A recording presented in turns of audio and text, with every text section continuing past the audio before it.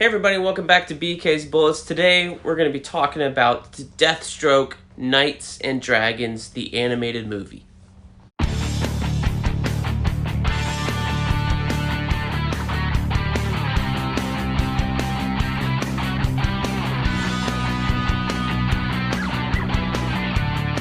Hey everybody, welcome back to BK's Bullets. As always, I'm your host, Brent Cosina. We are in the man cave with my new man cave upgrade. Nice couch here. We're going to be talking about the Deathstroke animated movie that came out on Tuesday, Deathstroke, Knights and Dragons. I just finished watching it, and I gotta say, I did not like it. And it's written by J.M. DeMatteis, who's done other animated works before. He's a prolific writer of comic books and has a pretty good track record for being a good, much less decent writer. I don't know what was going on. This thing did not grab me at all. I wonder if it was because, I like Deathstroke. I think he's an okay character, but this didn't grab me at all for some reason. I was expecting it maybe to start off with an action sequence or something like that, and instead you get some lovey-dovey conversation between him and his wife, Adelaide. And then you find out quickly Deathstroke has cheated on Adelaide, and you're like, man, what a bummer. I knew it was going to happen anyway. It's not a surprise, but it's not, I knew this going in, so why is this a surprise to me, I guess is the question.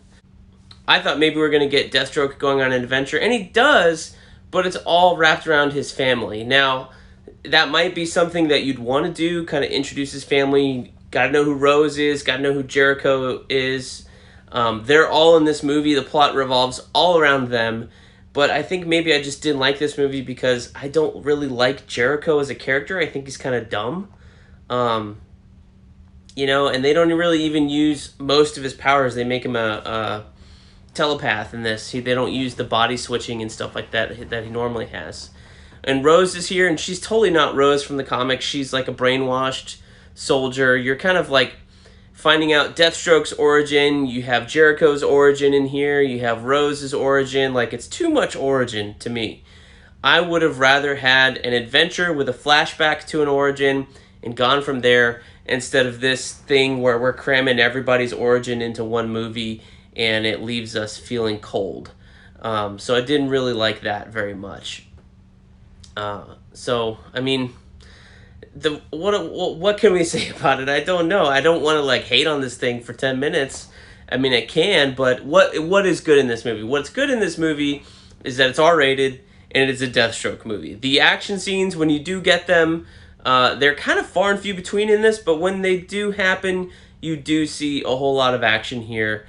It's Deathstroke fighting other people. He's using his swords. He's using guns. He's shooting people. This seems to be the same animation style that the Mortal Kombat Scorpion's Revenge studio, same style there, which I really liked that movie. I did not like this movie. I think the animation style is fine. They do not have a whole lot of shadows in this as opposed to some of the other DC stuff we've seen. So it's very stark and, very colorful at times.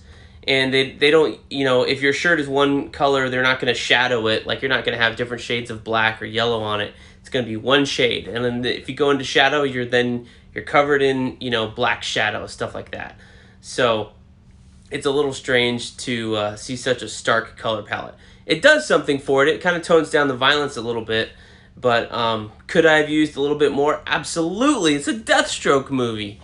But I think they're trying to make him a relatable character and all that stuff, whereas if they'd gone balls to the wall the way they did in Mortal Kombat Scorpion's Revenge, I think I would have enjoyed it a little bit more, and focus a lot on the adventure and the action instead of, frankly for me, not for me, I like emotional movies, but this was too much melodrama, too much emotional stuff, too much steeped in the family's drama and stuff like that, when to me a Deathstroke film should be an action movie, not a family melodrama, which is kind of what this turned into, and that's a bummer.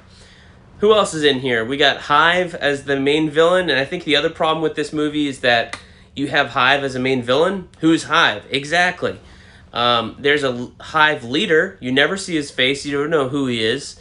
And there's nothing to attach to there. He's just being a villain for being a villain's sake. So there's not really anything like, why is he going after Deathstroke and his kids? Well, you find that out at the very end. And is it a good reason to go after anybody? No, absolutely not.